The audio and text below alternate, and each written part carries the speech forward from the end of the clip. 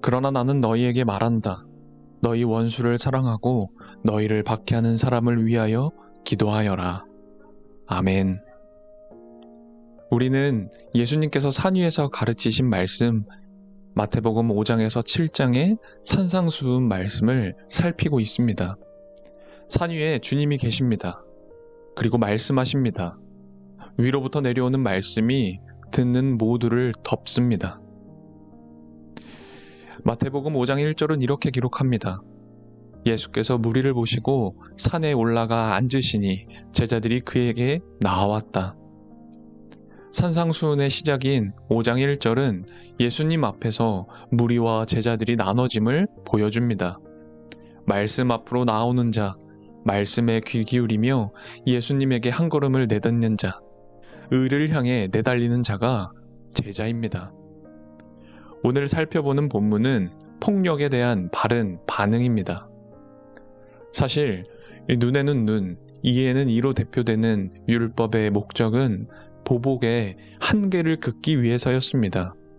당한 만큼 갚아준다는 건 사실상 불가능하기 때문에 어느 지점에서는 반드시 멈춰야 했습니다. 하지만 시간이 지날수록 사람들은 상대방의 폭력성만을 강조하며 복수하는 나의 정당성을 찾곤 합니다. 어쩔 수 없었다는 말, 그 말 속에서 책임은 모두 상대방에게 던져버리죠. 주님께서는 폭력이 오고 가는 현실이라 할지라도 책임과 주도권을 제자들이 가져야 한다고 말씀하십니다. 오른편 뺨을 치거든 왼편도 돌려 대주라는 것. 이 39절의 예를 들어 생각해 보겠습니다. 맞으면 아픕니다. 뺨의 고통이 사라져도 심장이 조여들며 쓰립니다. 우라통이 터지죠. 시작은 뺨인데 상대방이 머릿속을 맴돌며 24시간 나를 채찍질합니다. 만일 복수의 기회가 주어지면 뺨을 때리는 것으로는 만족하지 못합니다. 조금이라도 더 세게 때려야 하고 상대방의 우라통이 터지지 않는 것 같으면 손해보는 것 같아서 다시 화병도 납니다. 주님께서는 이를 막기 위해 주도권을 우리가 쟁취해야 함을 말씀하십니다. 뺨을 맞을 때 그냥 있지 말고 적극적으로 한 걸음 나아가 왼뺨도 돌려대라는 거죠.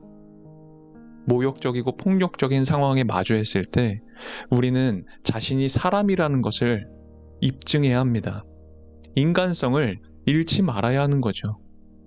짐승을 잡기 위해 짐승이 되지 말아야 합니다.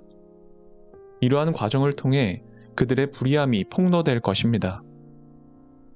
예수님께서는 십자가를 통해서 이러한 평화의 길에 먼저 발자국을 찍으셨음을 우리는 잘 기억하고 있습니다. 41절의 문제에 대해서도 생각해 보겠습니다. 누가 너더러 억지로 오리를 가자고 하거든 십리를 같이 가주어라. 이 당시 이스라엘은 로마의 지배를 받고 있던 상황이었습니다. 그래서 로마의 군인들은 사람들에게 임의로 자기 일을 도우라 명령할 수 있었습니다. 오리를 걷자라고 할 수 있었습니다. 나 대신 일을 해라 라고 시킬 수 있었습니다. 그런데 오리를 걷자 했는데 십리를 동행하는 사람이 나타난 것입니다. 힘을 가진 자들이 억지로 그어놓은 이 오리라는 한계선을 넘어서는 순간 군인들은 십리까지 간 그에게 감사를 표해야 할지, 억지로 일을 시켰음을 사과해야 할지, 아니면 그 정도는 당연하다고 허세를 부릴지 결정해야 합니다. 오히려 힘있던 자들이 주도권을 뺏겨버리고 자신의 인간성을 증명해야 하는 심판대 위에 서게 되는 것이죠. 주님은 43절과 44절에 이렇게 말씀하셨습니다. 내 이웃을 사랑하라. 아니, 너희는 원수를 사랑하라. 너희를 박해하는 사람을 위해 기도해라. 그래야 너희가 하늘에 계신 너희 아버지의 자녀가 될 것이다. 사랑은 한계선이 없습니다.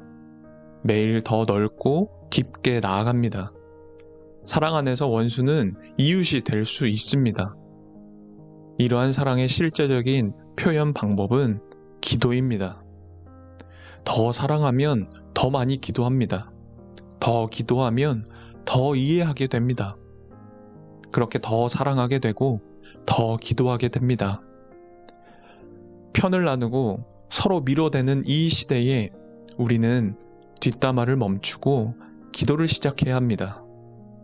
그 속에서 짜증과 불평, 분노는 마침내 이해와 배려, 섬김으로 바뀔 것입니다. 예수님께서는 죽음과 부활로 그 진실성을 증명하셨고, 폭력의 시대 속에서 책임감을 느끼고 주도적으로 사람들을 사랑하셨습니다. 그 사랑은 십자가에서 우리를 용서해달라고 하셨던 기도로 빛났습니다. 이것이 주님의 삶이었고 주님께서 남겨주신 발자국입니다. 우리에게 달려오신 구원의 발자국을 따라 우리도 하나님께 달려가야 합니다. 그렇게 우리는 제자의 길을 걸어가며 평화의 나라로 함께 지어져 갈 것입니다. 주님, 한 걸음 더 나아가는 신앙생활을 하기를 소망합니다. 오늘 읽은 말씀이 하늘로부터 내린 것이며 피할 곳 없이 선택해야 함을 잊지 않겠습니다. 궁색한 약속을 추구하기보다 말을 줄이고 일관성 있고 진실한 삶을 살아가길 애쓰겠습니다. 어쩔 수 없었다며 폭력을 더해가기를 멈추고 인간성을 회복하기 위해 주도적으로 움직이겠습니다. 기도함으로 날마다 한계선을 확장해가는 참 사랑을 배우겠습니다. 이를 통해 주님께로 달려갈 뿐 아니라 주님의 손과 발이 되어 사랑이 필요한 이 세상, 인간다움을 전할 수 있기를 소망하며 예수 그리스도의 이름으로 기도드립니다. 아멘.